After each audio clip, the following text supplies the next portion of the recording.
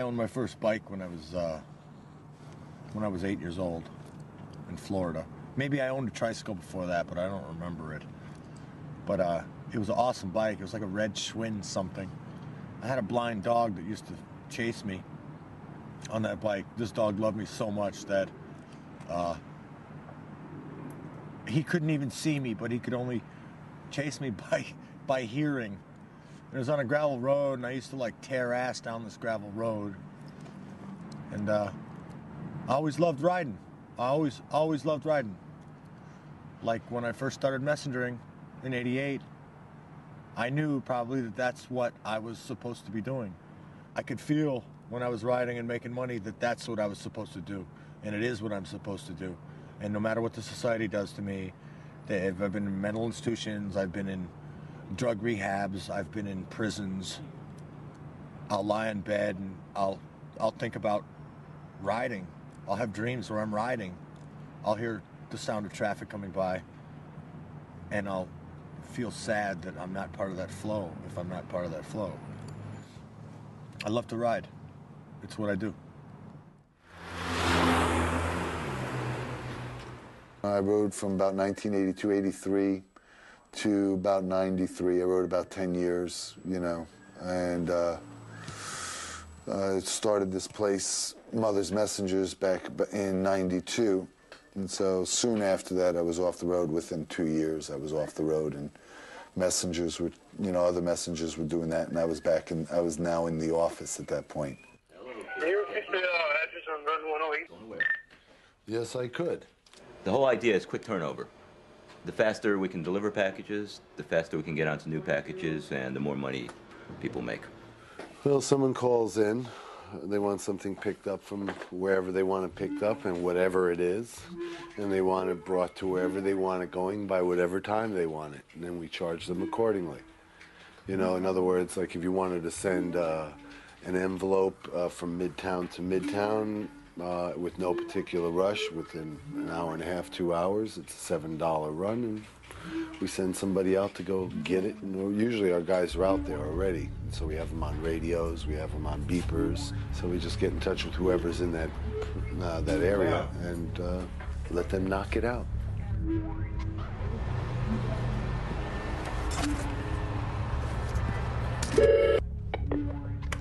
Yo, Steve, it's Mo.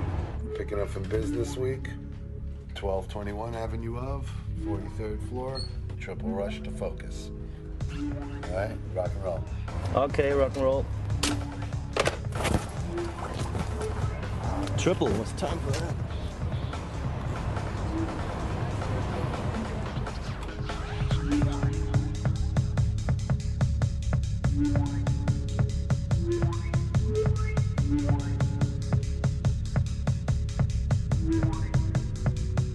Okay. 170 JUNGLEE. The answer to your question, my question was no. 70's 12th is called in by Susan.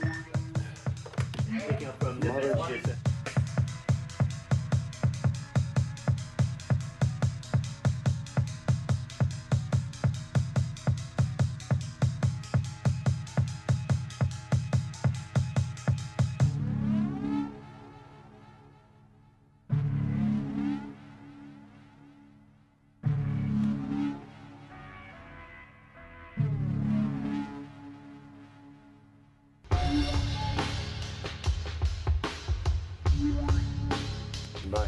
Ready?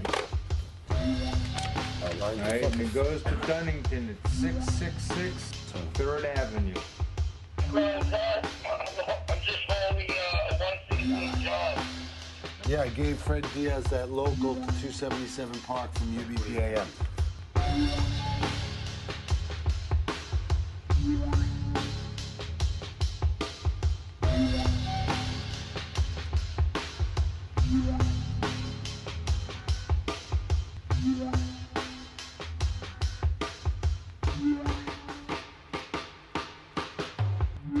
Messengers work on commission. To make decent money, you have to make 25 runs a day, which is a lot of hustling, and that'll guarantee you at least $100 a day.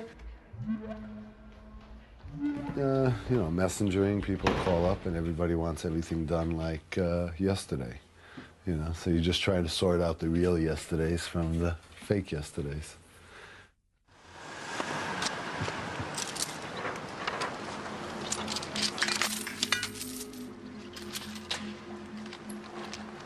My name is Skeletor.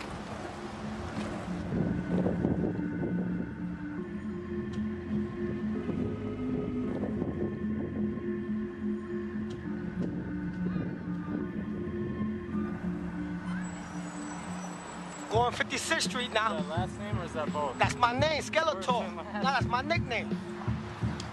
Master of the Universe, Skeletor. My name is Will Lopez.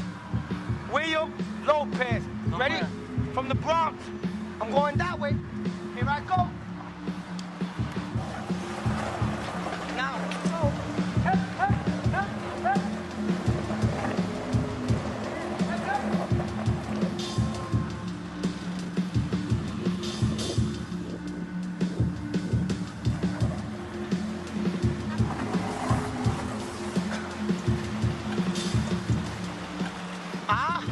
I'm 10 years doing this.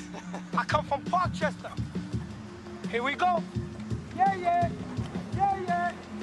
Hey, hey, hey, hey, hey, hey, hey. It's 10 years doing this, bro. I'm telling you, 10 years, bro. All right. You can't keep up with me, nobody out here.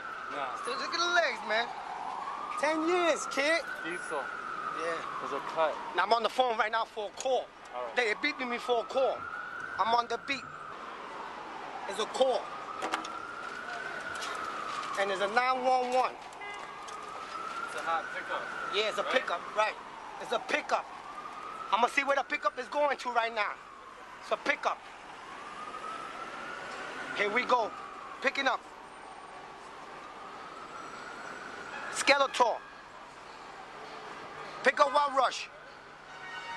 On. And that's coming from Joe Popusky. And it's going to 1619 Broadway. I gotta go. It's a rush. I gotta go. I gotta leave you alone now. Because I'm on the go, baby. Yeah, yeah. Yeah, yeah. Yeah, yeah.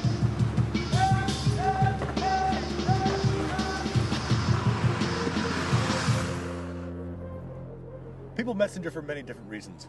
It could be that they're a drug addict and they want to have lots of money to spend on drugs on the weekend. Or it could be that they have children and they want to support their kids. It could be that they can't stand being inside of fucking four walls all day and feeling like a prisoner. Did I say rent? Did I mention rent? It could be that they like to eat because, well, let's see, I've been messaging since 1988. Basically, I know how to either dispatch, ride, or pick up cans or sell stolen goods. I don't really like picking up cans because the beer spills all over you and then you smell like a wicked alcoholic. I don't really like selling stolen goods because first you have to steal them and that's a stress that's worse than riding. I don't like welfare because it's nothing. It's nothing. I am faced with the alternative of ride or die. I mean, I'm not going to die riding. I'm way past even thinking about ever getting smashed. I mean, yeah, maybe my hand will get broken, maybe, but I'm not going to die. Not doing this.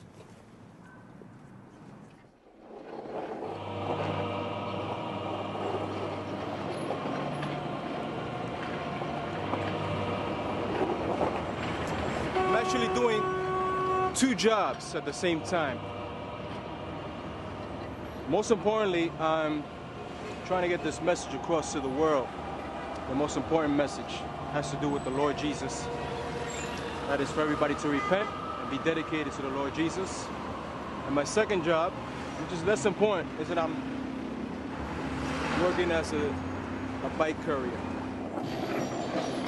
As you can see from the front of my jacket, the bike, the flag on the bike, and the back of my vest, I'm trying to get a message across. Check it out. Look at the back of my jacket. Check it out.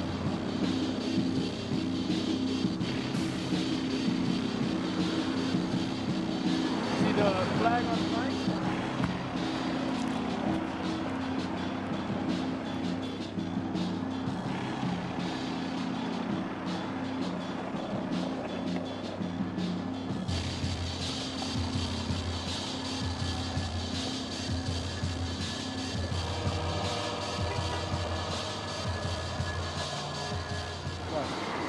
That's the Devil's building right there. 666. That's the Devil's building, you know. I had a delivery there a couple of days ago. And as I was walking upstairs, I felt a strong conviction in my heart saying, why am I in this building? I'm a Christian. Jesus! How you doing, Jesus? Give me a blessing. Ask for it. So as I was walking inside the building, I felt, you know, a strong feeling in my heart. I said to myself, I didn't say it to myself, it's like, you know, the Spirit, the Holy Spirit speaks to you.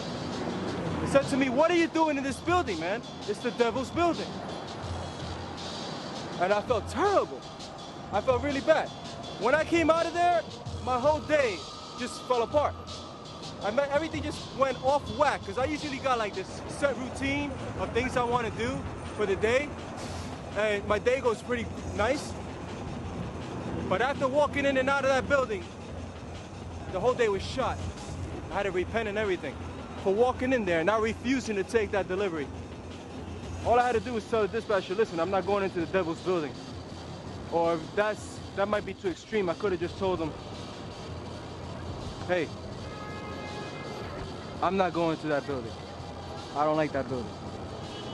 Or if it looks like he's gonna take that the wrong way, what I'll say is, give me another run. You work in New York City, you've mastered this profession. Because there's guys in this city that are just fucking phenomenal. I mean phenomenal. You'd think by first sight that they were the biggest fucking losers you ever set eyes on.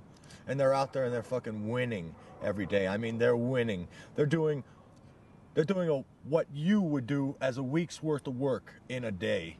Because they have mastered the addresses, the cross streets, and the moves better than anybody else in any other city. Any city. I don't care what city thinks that it's the best. You go to London, they're taking you on immediately. You go to Berlin, Paris, anywhere. New York is it for messengering. You could go anywhere else and say, oh, I'm gonna go messenger there.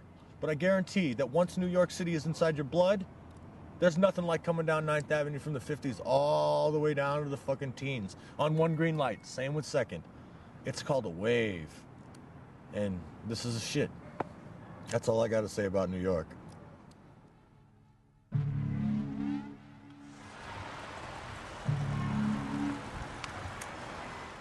The lure of danger is very enticing for a messenger in New York City.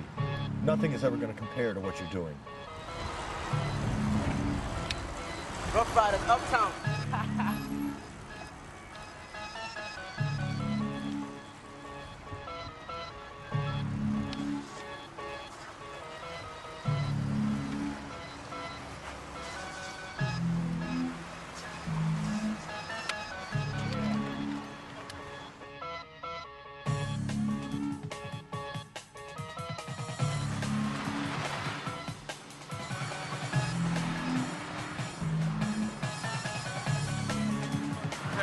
This shit happens.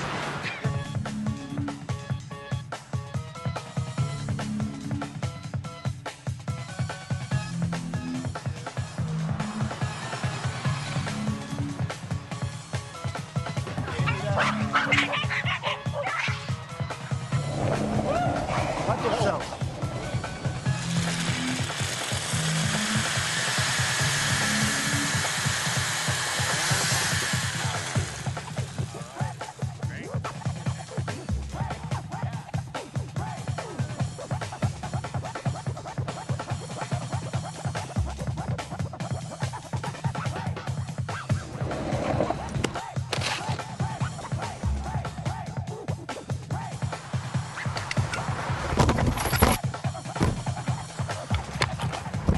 Sorry, dude.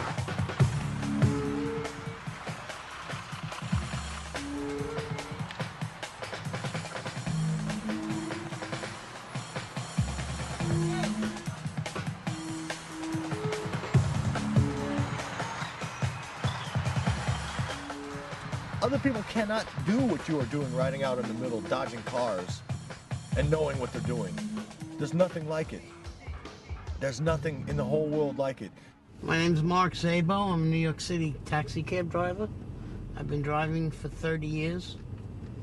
And I've seen thousands upon thousands of messengers on bikes. They're dangerous. They drive against lights. They hit pedestrians. They cut across cars like you're supposed to mind read what they're doing. They're a menace. They need to be trained. They need to be licensed. And they need to get tickets just like everybody else. Yeah, you guys. Gotta watch you guys. You're the danger.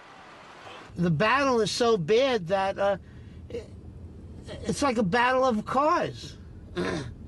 I know the bicycle has no protection, and yet I'll block him off. I won't give him any respect. And if I can cut in front of him, I'll cut in front of him. Because he created that kind of situation between us. Just like anything else that's created in this city. Maybe because there's too many people, it's too crowded, I really don't know. But it's a true statement when they say road rage. I mean, I've cut off a poor bike where afterwards I thought, imagine if I would have hit him. I could have killed him. I could have crippled him for nothing. You know? But all of a sudden I'm riding and this guy just zooms right in front. I don't have a chance to stop even.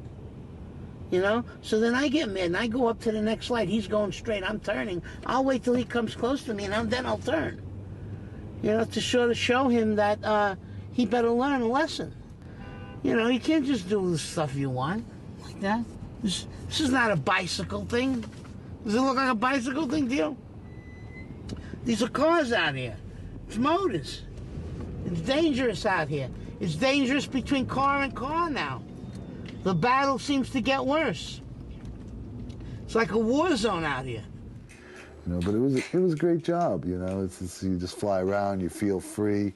You know, a lot of people look down on you. A lot of people envy you. A lot of people, you know, would spit on you as soon as you know, look at you. And which didn't bother me because, you know, as far as I was concerned, I was part of a whole different culture. You know, there was the civilians, and then you have the police, the paramilitary, and then you have criminals, then you have outlaws. And bike messengers fall under the realm of outlaw. Mothers. Back in '87, Ed Koch proposed the bike ban, banning bikes from 59th Street to 34th Street along 5th Park and Madison Avenues, which basically was an attack on, you know, a socio-economic group called the bicycle messengers, because it didn't affect commuters because it wasn't during commuting time. And for you to single out one group and go, this is the problem with traffic, or this is the problem, the big danger in New York, was just unfair and unreasonable. Well, there was an effort to regulate bike messengers. I don't remember the details, but it provided for registration and insurance, and the bill came before me for signature after it had been passed by the City Council. And I decided that it was too onerous, too penalizing in a criminal way bikers, and that I didn't want to pass legislation, sign legislation that would give these bikers, if they were convicted of violations, criminal records. Messengers are overwhelmingly young men and women from the minority communities, and they have lots of problems now. I was not going to add to their future employability by making them subject to criminal sanctions, which that particular legislation did. And so I vetoed it. I don't know whether they passed subsequently legislation that eliminated those criminal sanctions or not, and I don't know what the state of legislation is in the city today. I'm Sergeant Gary Weaver of the Manhattan Traffic Task Force Bicycle Squad. We're part of the New York City Police Department. I've been doing this work for the last year, and primarily what we do is go after bike messengers who violate the law. They go through red lights, go the wrong way on the street, or ride on the sidewalk. When any of these three main conditions exist, we stop the bicycle messenger, obtain their identification, and issue them a summons. Yeah, we've had chases sometimes on occasion. They've gone on for a long period of time. One individual we chased started at Midtown, went all the way downtown. He was cutting through streets, and the only reason we were able to keep up with him is we used the radio, and we had different officers come different routes and intercept him, and we just stayed with him, and finally he just wore out. And that's how we were able to get him. The sheer numbers and the use of the radio was able to overcome his ability.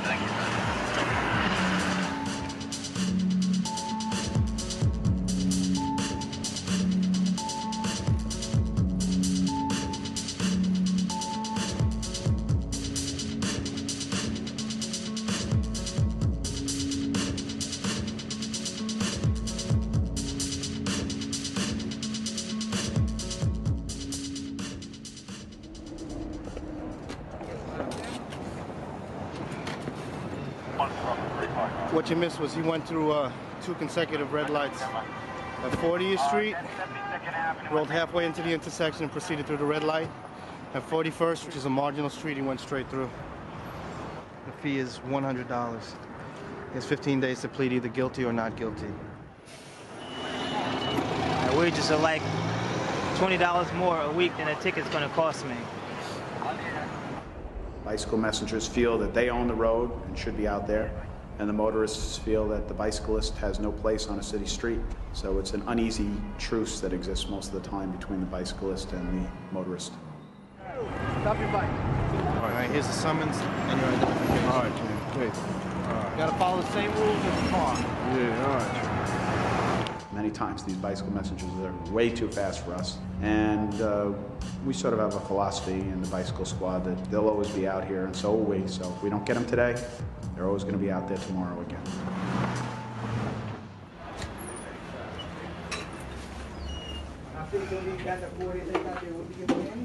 They don't get enough of me on TV, man. Oh, again? Hey, look at that. This guy, you see this guy on TV? Now he got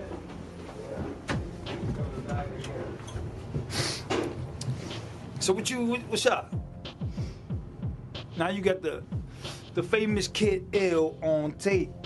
I am the best in New York, I know that. Let me tell you something about being the best in New York. It's not about being as fast. Yeah, I am fast and all that, but it's not about being fast. It's about having a sense of direction and where you're going. If you know where you're going and you know how to get there, that's the most important thing. You ain't got to be fast. Because if you was fast, for that you go to the Tour de France and earn some big money. You right? What can you say? 74. Come in, 74. Can you pick that phone up and call me, please? Not only am I the best messenger, I'm the best dispatcher in the world. See that right there, B? I know all that right there, all that. Technically, the cops do own the streets, but in reality, we own the streets. The troopers out here, the messengers out here, we own the streets. I'm flying down 6th Avenue with these 2 cops on bicycles. You know, they got them little bullshit Fuji bikes with the knobby wheels, all fat and all that. I'm flowing, you know. I got light speed titanium frame, you know what I'm saying, white industry hubs, and you know, my bike is like maybe 21 pounds, flying. So I stopped at a light, and they pull up on me and said, yo, pull over. I said, for what? They said, you ate like 6 lights. And I was like, all right, where you want me to pull over? So when they looked to tell me where to pull over, I just jetted. So they started chasing me. So I'm like this, just riding. And I would look back and I see them, they're going like this, right? They're trying to catch up to me. And I'm just riding hard, looking at them. And I would ride to every corner and stop and wait till they catch up. I'll wait till they're like about 2 car lengths, then I'll take off again and make them keep doing it for a couple of blocks. And then when I'm far away, you know, the fat cop is already, he done gave up. All the cookies and pork chops fell out of his pockets. And the other cop, he's like sort of determined to try to, you know what I mean? But, you know, I'll be making fun of them at the corner like, you ain't gonna catch me, you're not gonna catch me.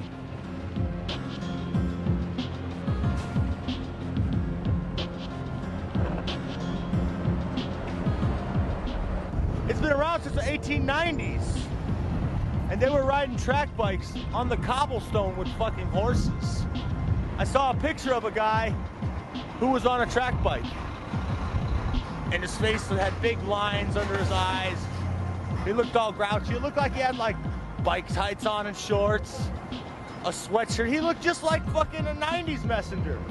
But man, he must have had it rough. It's been around a while. The track bike is the original bicycle. Back when a bicycle was first created, the velocipede, it was a fixed gear.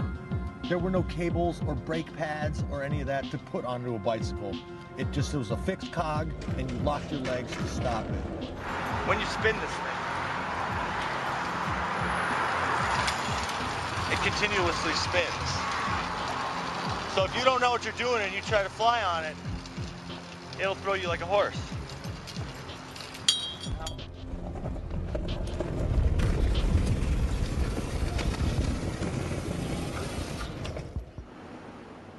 My name is Dexter Benjamin. I'm originally from Trinidad. I've been cycling since I was like 9 years old. The first place I started riding was down a hill. And that was a great experience because I fell a lot and I bruised up myself. But that never stopped me because I know how to accomplish it because it's something that I like to do. I think I started in late '87 messengering. If I'm not doing this, I'm frustrated, I'm angry, I'm uncomfortable.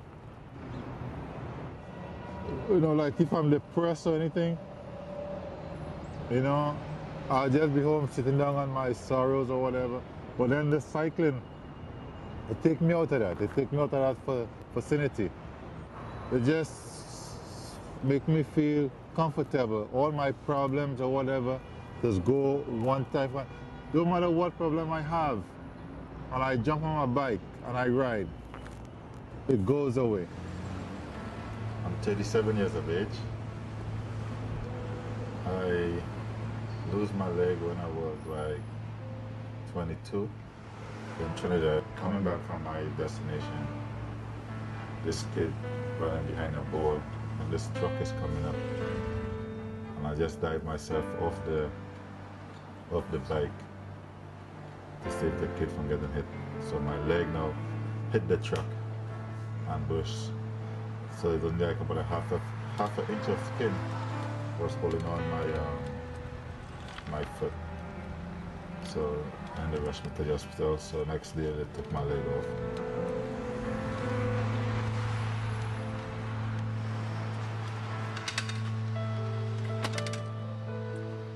And I want to say if I had to do it all over again, I'll do the same thing.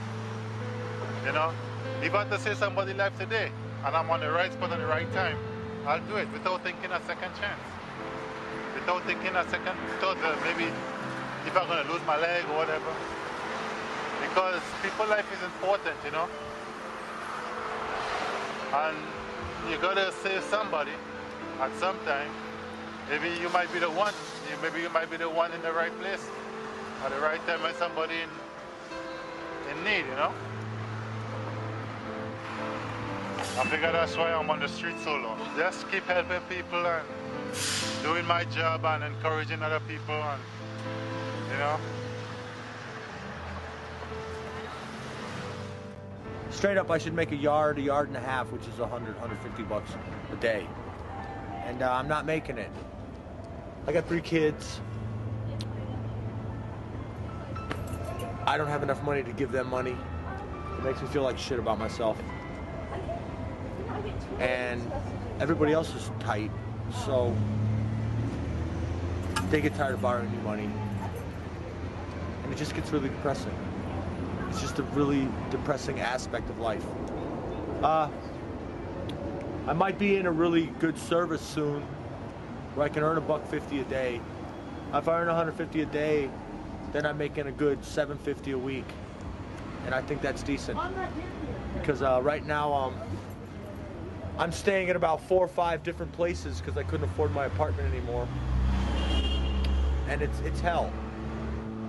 Once in a blue moon, I have to stay down the subway, in a room under the subway, and I have to come out to the street from a subway grating. It's the weirdest fucking shit. It's like you're coming up from a grating, and these Soho chicks are walking down the street with their jaws open, looking at you, like you're scum because you've fallen upon some hard times. And, I don't know. I'm going into my 11th year of messengering. I might be in a good company soon, but I can't really see being in this whole shit for too much longer.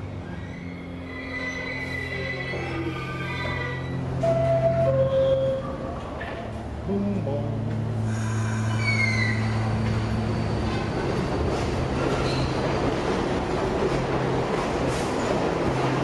Yeah, as soon as they're gone, we're gonna hop off the edge.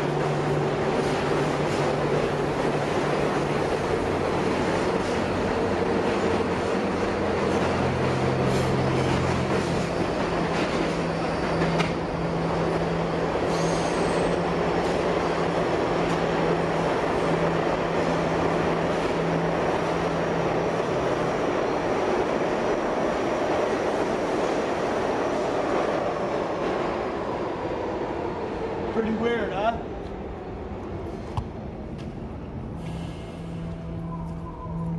My friend Ray Ray stays down here.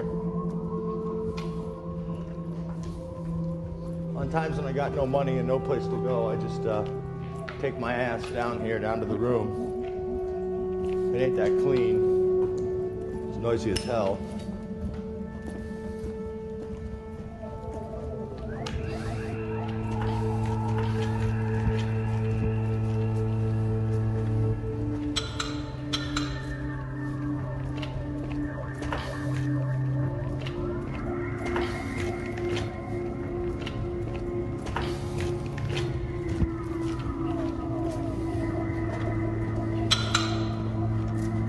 All these weird noises down here.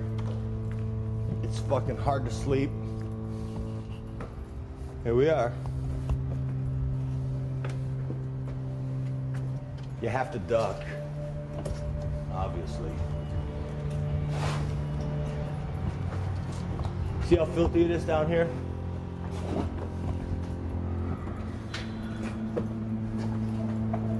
I guess this is where Ray Ray does his meals. He's got a bunch of bike stuff down here. He used to be a courier.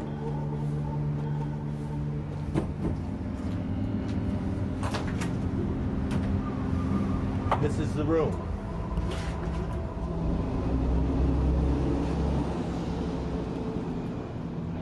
I guess I could pretty much say this is where my boy Ray Ray stays, and oh, what do you know? He's got some cigarettes down here. Nice. It's pretty gross, actually.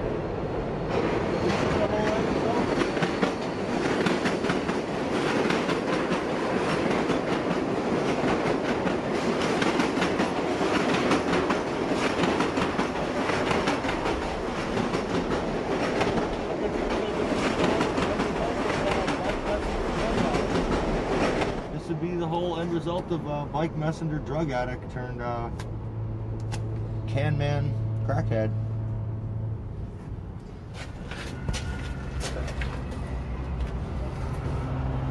Pretty strange. I can't sleep here whenever I do sleep here.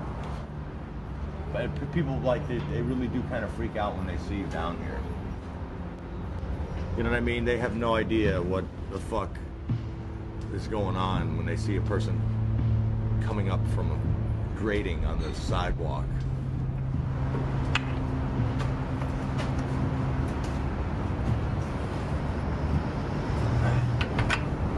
It's definitely a rough way to go. This is definitely a rough way to have to go if you need somewhere to be.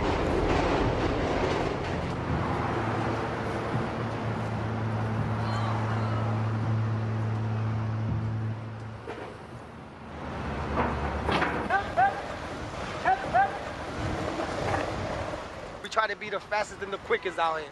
It's all about the money, man. It's the money skill, you know what I'm saying? Okay, I'm out here at 7 in the morning. I come in from Parkchester, and I get lost in the city. Day in and day out until the money runs away.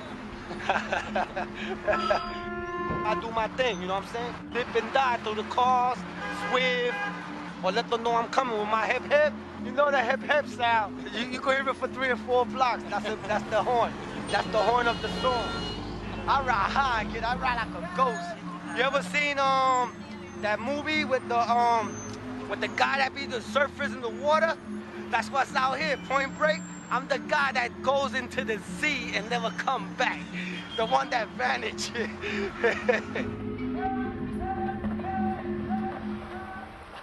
I don't know. I don't think I want to do it for the rest of my life, but it's something that I want to do now. It's fun, you know? It's like the way to stay a kid a little bit longer. There's no like a boss all the time watching you. I got hit a couple times, but no bones was broken, so it wasn't that serious. Oh, many times they just squish you between two cars or just like cut you off, you know, without looking. The worst thing that happened is probably like losing friends on the road. Last winter, Brad, he was here for a couple of years. He was working with us and he got run over on 6th Avenue and Torrey Street by some 18-wheeler. His bike was squished in half. That's fucked up. That's really fucked up because it wasn't his time. He still had like, you know, stuff to do. What you gonna do? A lot of people diss messengering. A lot of people diss messengering. They don't like us, they look down on us. But our family is big. Our family, it's probably one of the biggest. There's no waitress family. You can't go to another city and be like, oh, I'm a waitress, and have another waitress give a fuck that you're a waitress. But you can go to another city as a messenger and hang out with some messengers, and they'll probably say, yo, you need a couch to sleep on? Because we care about each other. I know one thing, if I get hit, people I don't even know that are other messengers are gonna come up and pick me up off the floor. We're a very tight community.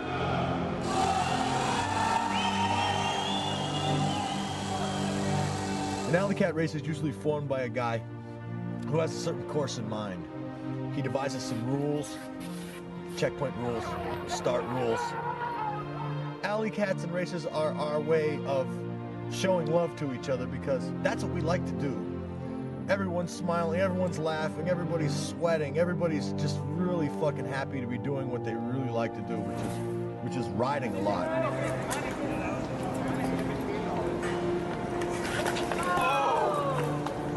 Races are phenomenal. They're the way of showing like who has the best skills out there. Of all the races, this is the first actual track race. No brakes allowed. This is a monster track race designed by Johnny. I think it's like a really good idea for the messages with no, you know, just a specific no brake race. You go out there, you pay your $5, you get a spoke card. That means you're in the race. You put this in your spokes and you get a manifest. You go study it and make a route. This is telling you where you have to go. 225 Lafayette, 250 Hudson. You know, 6 places basically. 10, 9, 8, 7, 6, 5, 4, 3, 2, 1. Yo, get out of my way, get out of my way.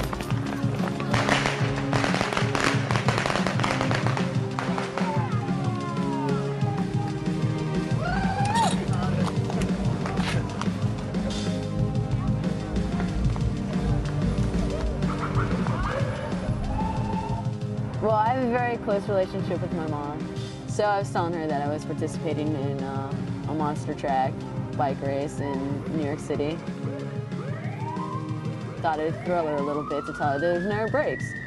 And I really wanted to see her reaction, which was that, oh my God, my daughter's riding a bike with no brakes in New York City. It just seems a little insane. So she just asked me if I wore a helmet. So as I tell my mom, no, I don't wear a helmet. She sent me money right away. It's like, here, it's $50. Buy yourself a helmet. I'd like you to wear it in the race. I'd like you to wear it working. So I accepted the money, and I did. I intended on getting a helmet. How many coming? 1, 2, 3. You got Katie. Yeah, I successfully did the first 2 checkpoints. And Thanks, bro. then it was a 3rd checkpoint on 18th Street, 2nd Avenue. that I flew right through. All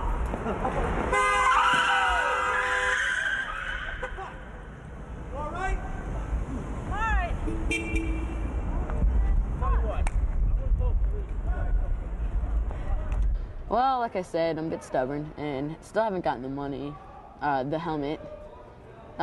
Spent the money, sorry moms, but on, I guess other things, like that $50 she sent me was the amount it cost to repair my bike after getting hit by the cab. You know, some people get hit, they get traumatized, they're off the road for weeks, months, years, forever. Or some people get hit, get right back up, and just like continue riding because they know that's in with the package of messengering.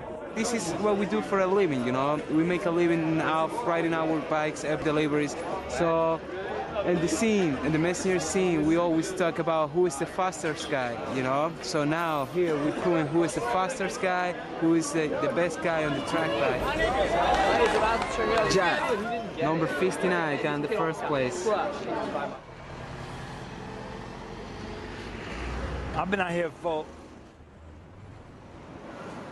out here long enough to go through every single block in New York at least 4 or 5 times.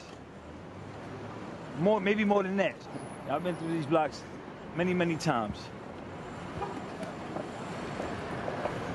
Sometimes I pedal my bike so fast, it feels like I'm on the air, above the floor. For real. That's how fast I be going. I be skating in New York like nothing.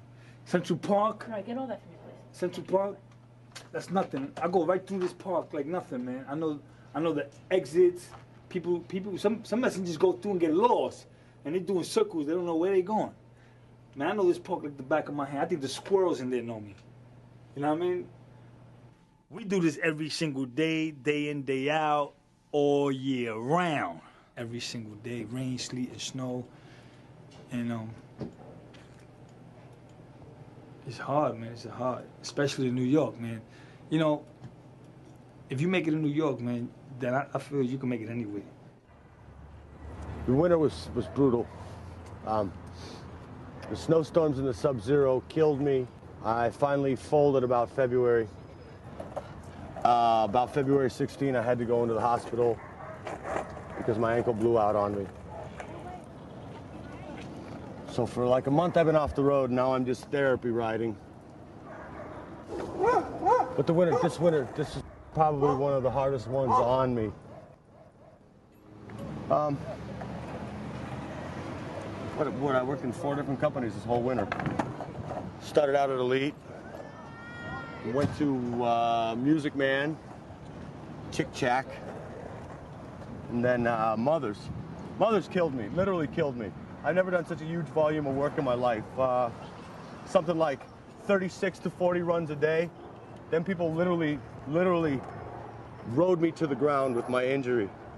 And I'm hoping that next winter, I won't have to do this shit anymore. Because it's definitely got to be the hardest time on a messenger. It like beckons you. I'm sure like anybody who has any kind of 2 wheels wakes up in the morning and is like, I don't believe you. You make me tired. This can't be. And like, I could ride this, you could ride this, your friend could ride it, and his friend could ride it, and it would never tire. And so it freaks you out. It's like, you're evil. It's evil. But I love it. I love to hate it. It hates me. A friend of mine told me, you just have to walk away. And it's a weird thought, because it's like, well, what am I gonna do? Because I've been on the road for 10 years now, and every time life gets fucked up, like welfare or whatever, I get back on my fucking bike, and I go out and I make some fucking money. So now I'm thinking like, well, it can't be all I can do. Maybe I should go bus or fucking, I don't know. I don't know. I haven't sat down and thought about it yet. It's kind of scary. It's a running wheel. And I know I've said that before. It's like running faster and going fucking nowhere. Well, you know, when I started the messenger service, I thought, okay, great, you know, I'm finally going to be making the boss's end. And I tell you, after all this time, I wish I was a messenger still. Out of everything I've done in my life, that's what I wish I still was doing. So enjoy it while you got it. and be safe. That's the best thing. You know, coming out of the day alive in one piece is the whole point of the game.